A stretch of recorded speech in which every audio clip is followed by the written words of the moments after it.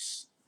Despite this stunning admission of premeditated violence on non-Muslim nations, as well as the objections of many notable American leaders, including George Washington, who warned that caving in was both wrong and would only further embolden the enemy, for the following 15 years, the American government paid the Muslims millions of dollars for the safe passage of American ships or the return of American hostages.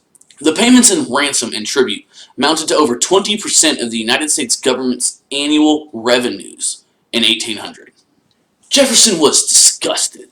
Shortly after his being sworn in as the third president of the United States in 1801, the Pasha of Tripoli sent him a note demanding the immediate payment of $225,000 plus $25,000 a year for every year forthcoming. Jefferson let the Pasha know, in no uncertain terms, what he could do with his demand. The Pasha responded by cutting down the flagpole at the American consulate and declared war on the United States. Tunis, Morocco, and Algiers immediately followed suit.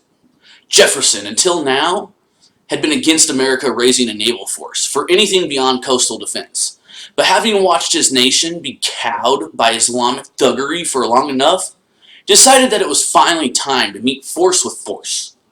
He dispatched a squadron of frigates to the Mediterranean and taught the Muslim nations of the Barbary Coast a lesson he hoped they would never forget.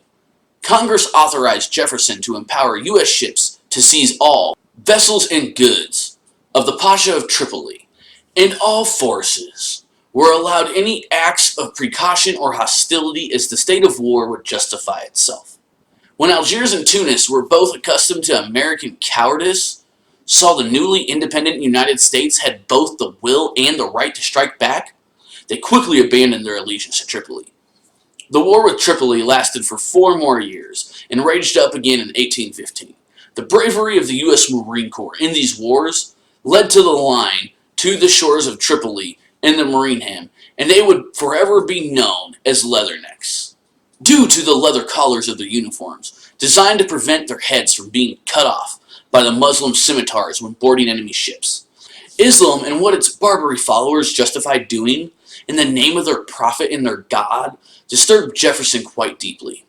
America had a tradition of religious tolerance. In fact, Jefferson himself had co-authored the Virginia Statute for religious freedom, but fundamentalist Islam was like no other religion the world had ever seen.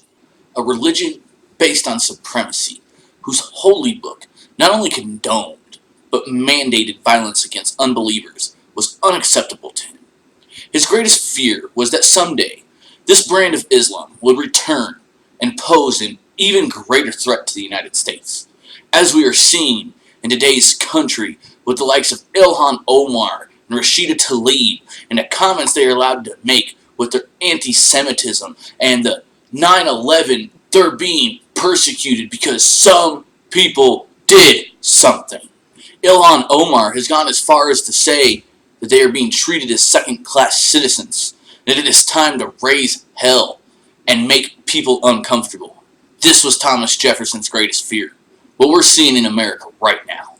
This should concern every American, that Muslims have brought about women-only classes and swimming times in America at taxpayer-funded universities and public schools, that Christians, Jews, and Hindus have been banned from serving on juries where Muslim defendants are being judged. Piggy banks and Porky Pig tissue dispensers have been banned from workplaces because they offend Islamist sensibilities. Ice cream has been discontinued at certain Burger King locations because the picture on the wrapper looks similar to the Arabic script for Allah. Public schools are pulling pork from their menu, and on and on and on, at the whim of these people. It's death by 1,000 cuts, or inch by inch as some refer to it, and most Americans have no idea that this battle is being waged every day across America. By not fighting back, by allowing groups to ignore what is really happening, and not insisting that the Islamists adapt to our culture, the United States is cutting its own throat with a politically correct knife, and helping to further the Islamist agenda that they've been after for 230-something years. Sadly, it appears that today, America's leaders would rather be politically correct than victorious.